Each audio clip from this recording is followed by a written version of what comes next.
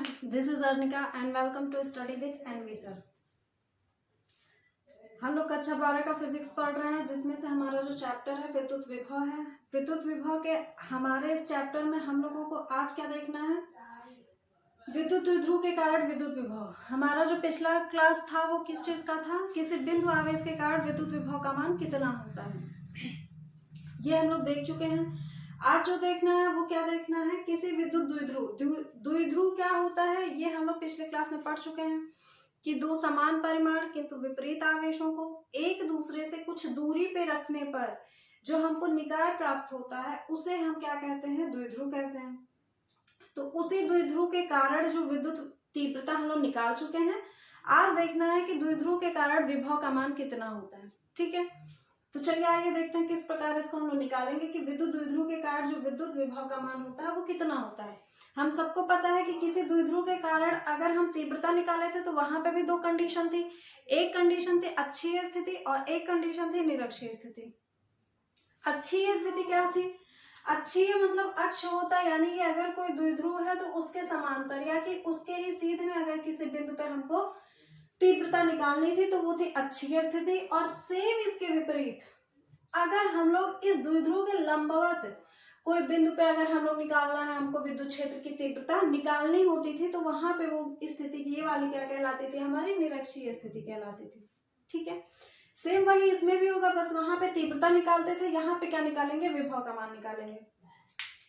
तो इसको शुरू करने से पहले हम लोग एक छोटा सा पहले टॉपिक 2 मिनट का देख लेते हैं कि आवेशों के निकाय। अगर हमारे पास हम लोगों ने देखा था कि किसी बिंदु आवेश के कारण जो विद्युत विभव होता है उसका मान कितना होता है, 1/4πε0 Q/R होता है। ये धन आवेश के कारण था, यानी कि प्लस Q के कारण जो विद्युत विभव था वो क्या होता है, 1/4πε0 Q/R था। अगर यही क्या हो हमारा ऋण आवेश के कारण देखना हो तो इसके आगे क्या हो जाएगा, माइनस हो जाएगा। बस इतना सा अंतर था, ये हम लोग देख चुके हैं, इसका डेरिवेशन भी देख चुके हैं। ये किसकी बात थी, सिर्फ एक आवेश की। अब अगर क्या हम लोग देख लें, एक पूरा आवेश का समूह हो हमारे पास, क्या यानी कि पूरा निकाय हो, आवेशों के निकाय, तो हमको क्या देखना है, थोड़ा सा 2 मिनट का काम है। आवेशों के निकाय के कारण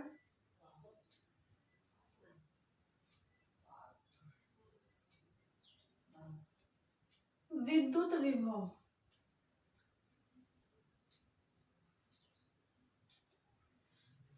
आवेशों के निकाय के कारण, यानी कि जब एक आवेश की बात होगी तो विद्युत विभव का मान तो हम लोग देख चुके हैं, लेकिन अगर ढेर सारे आवेश हमारे पास हो तब हम लोग उसके लिए विद्युत विभव का मान किस प्रकार से निकालेंगे। मान लेते हैं यहाँ पे कोई बिंदु हमारा रखा हुआ है P, जहां पे हमको विद्युत विभव की गणना करनी है। यहां से R1 दूरी पे कोई हमारा आवेश रखा गया है Q1। ठीक इसी प्रकार R2 दूरी पे कोई आवेश हमारा रखा गया है Q2। ठीक इसी प्रकार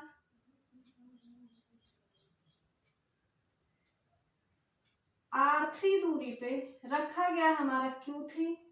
ये माइनस मत समझ लीजिएगा आप लोग, ये क्या है, डॉटेड लाइन है। अब ऐसे ही हमारे ढेर सारे आवेश हैं, तो मान लेते हैं हम कितने आवेशों को हमने ले लिया है, n आवेशों को ले लिया। अब सबको एक साथ इसमें हम लोग समायोजित तो नहीं कर सकते हैं, तो मान लेते हैं हम 3 को तो ले लिए, लेकिन हमारे पास टोटल जो आवेशों की संख्या वो कितनी है, n है। तो अगर आवेशों की संख्या n है तो ये जो दूरी होगी इसको भी हम कितना मान लेंगे, Rn मान लेंगे। अब इस समस्त आवेश जो Q1, Q2, Q3 और Qn है, इसके कारण जो बिंदु P पे कुल विभव यानी कि परिणामी विभव होगा उसका मान कितना होगा और हम किस प्रकार निकालेंगे, तब हम लोग क्या करेंगे। तो किसी बिंदु पर जो आवेश का मान होता है, यानी किसी बिंदु मतलब बिंदु P, किसी बिंदु पर जो आवेश का मान होता है वो संपूर्ण जो विभव होता है वो सबके सभी विभवों के, यानी Q1 के कारण जो विभव होगा, Q2 के कारण विभव, सभी के विभवों के बीजगणितीय योग के बराबर होता है। अब हमने बीजगणितीय शब्द क्यों यहाँ पे प्रयोग किया, बीजगणितीय कहने का मतलब ये है कि अगर ये आवेश हमारा धन आवेश होगा तो हम उसको प्लस चिन्ह के साथ जोड़ेंगे, अगर वो आवेश हमारा ऋण आवेश होगा तो उसको हम लोग माइनस चिन्ह के साथ जोड़ेंगे, यानी कि जो जोड़ने का हमारा तरीका होता है बीजगणितीय नियम, जिसका जो चिन्ह है, जैसे मान लीजिए Q1 है, Q2 को हमने माइनस ले लिया, Q3 को हमने फिर से प्लस ले लिया। अब इन सबका अगर हमको योग करना है तो Q1 ये प्लस और ये माइनस है तो ये Q2 हो जाएगा और प्लस Q3 हो जाएगा। ठीक है, मतलब उसको चिन्हों के साथ में जोड़ना ही हमारा क्या कहलाता है, बीजगणितीय नियम कहलाता है। तो जो किसी बिंदु पे जो आवेशों के कारण जो विद्युत विभव, कुल विद्युत विभव होता है वो क्या होता है, उन आवेशों के कारण अलग अलग विभवों के बीजगणितीय योग के बराबर होता है। ठीक, तो जो अलग अलग विभव होता है वो कितना होता है, ये होता है। तो हम लोग क्या देखेंगे यहाँ पे, पहली बात Q1 के कारण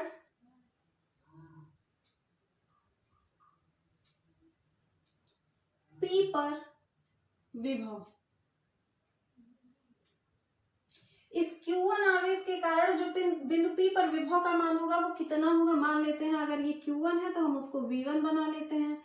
1/4πε0 Q बटे R होता है, लेकिन यहाँ पे आवेश का मान Q1 है और बटे R जो दूरी है उसको हमने कितना लिया है, R1 लिया है। सेम इसी तरह से हम लोग अगर Q2 के कारण देखेंगे, कहाँ पे, बिंदु P पर विभव, तो Q2 के लिए जो विभव होगा वो V2 हो जाएगा। 1/4πε0 ये हो जाएगा Q2 बटे हो जाएगा R2। अब जितने भी आवेश होंगे सबको हम लोग सबके द्वारा इसी तरह क्या करेंगे, विभव निकाल लेंगे। ठीक है, अब मान लेते हैं हम लोग क्या देखेंगे, Qn के कारण P पर विभव, Qn के कारण जो P पर विभव होगा वो Vn हो जाएगा। 1/4πε0 Qn अपान हो जाएगा Rn। हमने संपूर्ण, अब हमको देखना है परिणामी विभव यानी कि कुल विभव। तो जो कुल विभव होगा बिंदु P पर,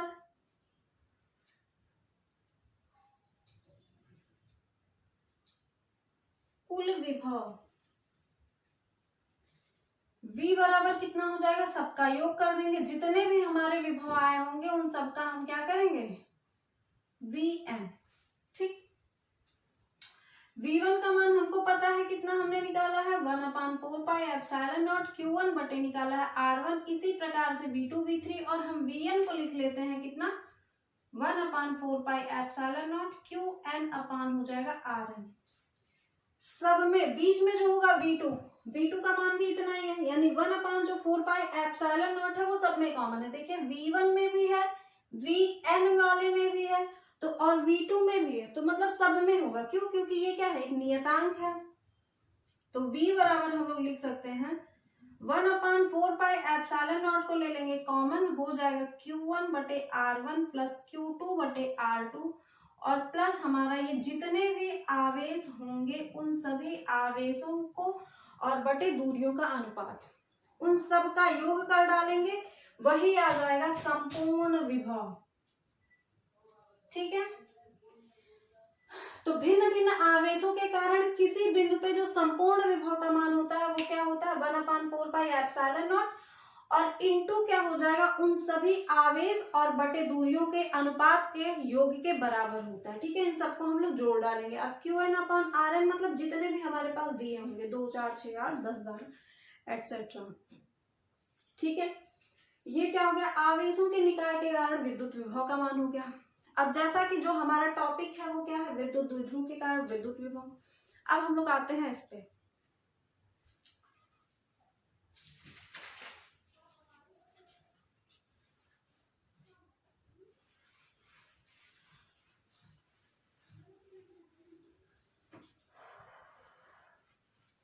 इसकी भी जरूरत नहीं है।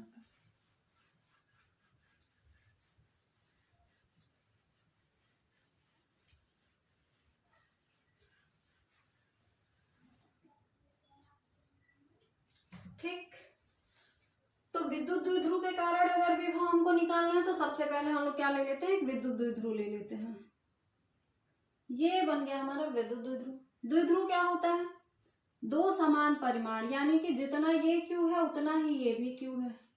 अगर ये 2 कूलाम का आवेश है तो ये भी आवेश का मान कितना है, 2 कूलाम है, लेकिन इन दोनों को कुछ दूरी पे रखेंगे, उस दूरी का मान कितना होता है, 2L होता है।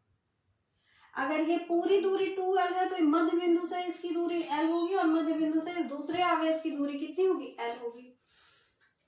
अब हमको देखना है इस द्विध्रुव के लंबवत अगर कोई बिंदु हमारा रखा गया है तो इस बिंदु पे हमारे विद्युत विभव का मान कितना होगा इसके कारण।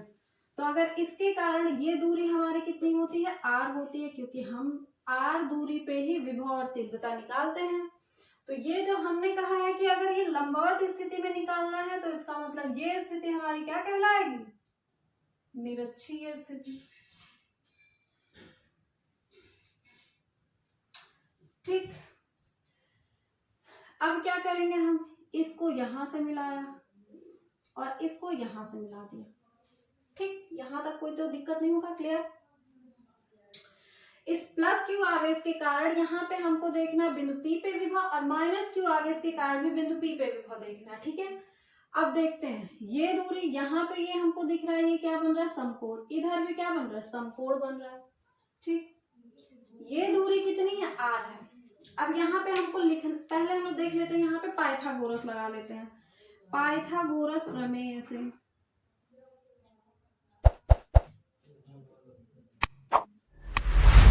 जो पाइथागोरस प्रमेय है वो क्या किसमें लगेगा, त्रिभुज हमारा, इसको हम A बना लेते हैं, इसको B बना लेते हैं, A और ये मध्य बिंदु हमारा O है।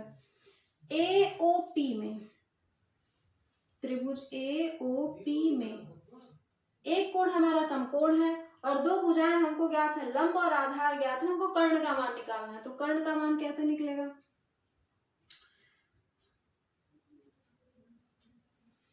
कर्ण स्क्वायर बराबर होता है क्या, लंब स्क्वायर प्लस आधार का स्क्वायर होता है। लंब का मान हमारे कितना है, लंब तो ये दिख रहा है हमारा r स्क्वायर है, आधार हमारा ये रहा l स्क्वायर, आधार का स्क्वायर स्क्वायर कर दिया, ये किसका मान आया, कर्ण के स्क्वायर का मान आया। लेकिन हमको स्क्वायर का मान नहीं चाहिए, ठीक है। तो हम अगर यहाँ पे कर्ण का मान निकालते हैं तो आप सबको पता होगा कि स्क्वायर बराबर की दूसरी तरफ जाके क्या बनाता है, स्क्वायर रूट बनाता है, यानी कि under root r square plus l square हमारा क्या आ गया, ये कर्ण का मान आ गया। ये मान हमने कितना निकाला, r स्क्वायर और प्लस l स्क्वायर।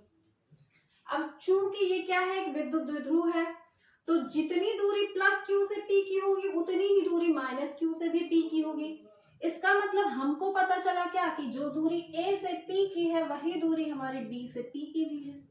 तो अगर हमने a से p की दूरी को निकाल लिया under root r square plus l square, तो जाहिर सी बात है कि जो bp का मान होगा वो भी कितना हो जाएगा, under root r square plus l square हो जाएगा। तो यहाँ पे हम लोग लिख सकते हैं under root r square plus l square. Clear. अब देखते हैं यहाँ पे हमको लिखना क्या है, ठीक है। पहले हम लोग हेडिंग लगाएंगे, फिगर बनाएंगे, उसके बाद चीजें लिखेंगे। लिखना क्या है, माना ए बी कोई विद्युत द्विध्रुव है जहां ए पर प्लस क्यू आवेश तथा बी पर माइनस क्यू आवेश है। इन दोनों आवेशों के जो बीच की दूरी है वो 2l है। इस द्विध्रुव का जो मध्य बिंदु है उसको हम लोग O मानते हैं, मतलब माना इस द्विध्रुव का मध्य बिंदु O है, जहां से r दूरी पर स्थित बिंदु P पे विद्युत विभव का मान ज्ञात करना है। ठीक है, इतना चीज हम लोग लिख लिए। इतना लिखने के बाद हम पाइथागोरस प्रमेय से कर्ण का मान निकाल लेंगे। अब हमने जब कर्ण का मान निकाल लिया तो हमको पता है कि AP की जो दूरी है वही BP की भी दूरी है, और AP का मान हम लोगों ने कितना निकाला, under root r square plus l square. तो यहां से हमारा निकल के आ गया कि AP बराबर BP, यानी कि कितना हो गया, r square plus l square के। ठीक, अब देखते हैं प्लस क्यू आवेश के कारण बिंदु P पर विभव का मान कितना होगा। चलिए ये अब हिंदी लिखने के बाद अब आते हैं हम लोग डेरिवेशन पे। प्लस क्यू के कारण बिंदु P पर विभव,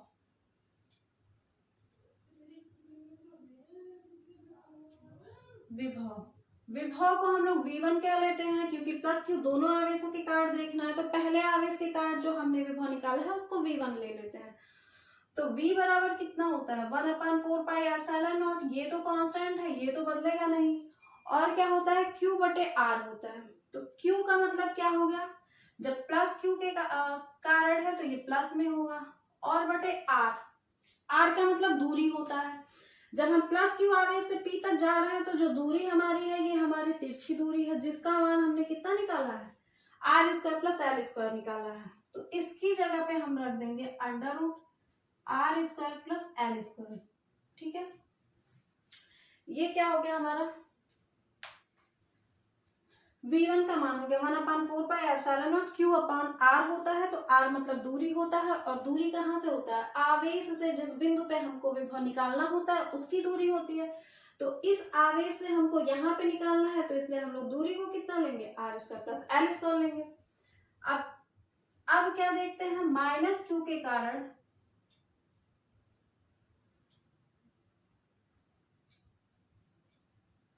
बिंदु P पर विभव,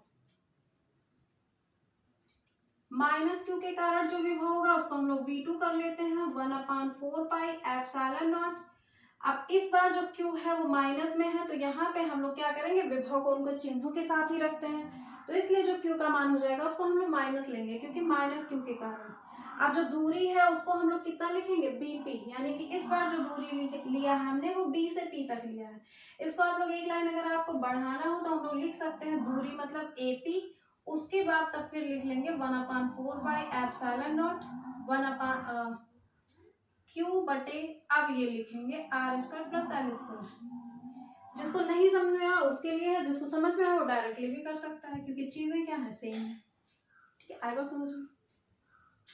अब क्या हो गया, बीपी का जो मान है वो कितना है, 1/4 pi epsilon naught minus Q बटे बीपी का जो भी मान है वो कितना है, R square plus L square है। ठीक है, ये हमने निकाल लिया, एक बार प्लस Q आवेश के कारण विभव, एक बार निकाला हमने माइनस Q आवेश के कारण विभव, यानी कि हमारे पास सिर्फ दो ही आवेश हैं और दो ही बिंदुओं से हमको विभव का मान निकालना है, तो दोनों बिंदुओं के कारण विद्युत विभव हमने निकाल लिया। अब देखते हैं इस P पे जो कुल विभव होगा, यानी कि अब देखते हैं कि बिंदु P पर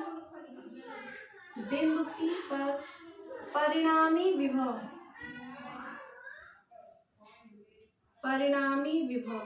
जो बिंदु P पर परिणामी विभव होगा वो क्या होगा, दोनों अलग अलग विभवों के योग के बराबर होगा, V का मान हो जाएगा। ठीक है, अब जब हम V का मान निकालेंगे तो V बराबर हमने निकाला है, V1 का मान कितना है, यहाँ पे है 1/4 पाई एप्सिलॉन नॉट, ये है Q, और बटे R square plus L square है। यहाँ पे थोड़ा सा जगह की कमी है, तो हम क्या कर देते हैं, एडजस्ट कर देते हैं। यहाँ पे V बराबर हो जाएगा 1/4 पाई एप्सिलॉन नॉट, Q बटे हो जाएगा under root R square plus L square. ठीक है, और प्लस V2 का मान कितना है, जहां पे भी हमको माइनस चिन्ह दिख जाएगा तो माइनस का मतलब खतरा, तो हम खतरे के लिए पहले ही क्या बाउंड्री बना लेंगे, तो 1/4 pi epsilon naught minus Q बटे क्या हो जाएगा, under root R square plus L square हो जाएगा। ठीक, अब क्या हो गया 1/4 पाई एप्सिलॉन नॉट, ये क्या हो गया Q बटे under root R square plus L square, और ये माइनस और ये प्लस, जब ब्रैकेट है हम हटाएंगे तो कितना हो जाएगा, प्लस पूरे माइनस बराबर कितना होता है, माइनस होता है। 1/4 पाई एप्सिलॉन नॉट Q बटे कितना बचा, under root R square plus L square बचा। अब देखिए ध्यान से, 1/4 पाई एप्सिलॉन नॉट Q बटे under root R square plus L square, 1/4 pi epsilon naught Q बटे under root R square plus square, कोई अंतर है, कोई अंतर नहीं है। अंतर क्या है, एक छोटा सा है, इसके आगे जो चिन्ह है वो माइनस और इसके आगे जो चिन्ह है वो क्या है, प्लस है। तो जब दो समान चीजें विपरीत चिन्हों के साथ में आपस में रखी होती हैं तो हम सबको पता है कि उनका कोई मतलब ही नहीं होता, क्योंकि दोनों आपस में एक दूसरे को क्या कर देती हैं, कट कर देती हैं। तो इसका मतलब जो विभव का मान आ गया वो कितना आ गया, 0। ठीक है, तो जो विभव का मान आ गया वो कितना आ गया, 0 आ गया। तो इसका मतलब जो विद्युत द्विध्रुव के कारण निरक्षीय स्थिति में जो विद्युत विभव का मान होता है वो कितना होता है, 0 होता है, यानी कि उसके लंबवत, विद्युत द्विध्रुव के लंबवत बिंदु पे जो विभव होता है वहां पे कोई विभव काम नहीं करता, यानी कि विभव का मान कितना होता है, 0 होता है। तो ये थी हमारी आज की क्लास। और उसके बाद नेक्स्ट क्लास में हमारा जो रहने वाला है वो क्या रहेगा। अगर आज हमने निरक्षीय स्थिति देखा है तो अगले क्लास में हम लोग अक्षीय स्थिति देखेंगे। अक्षीय स्थिति के कारण जो विभव होता है उसका मान कितना होता है। ठीक है, तो आई होप आप लोगों को समझ में आया होगा। तो फिर तैयार रहिएगा नेक्स्ट क्लास के लिए। बाकी की चीजें हम लोग देखते हैं अगले क्लास में।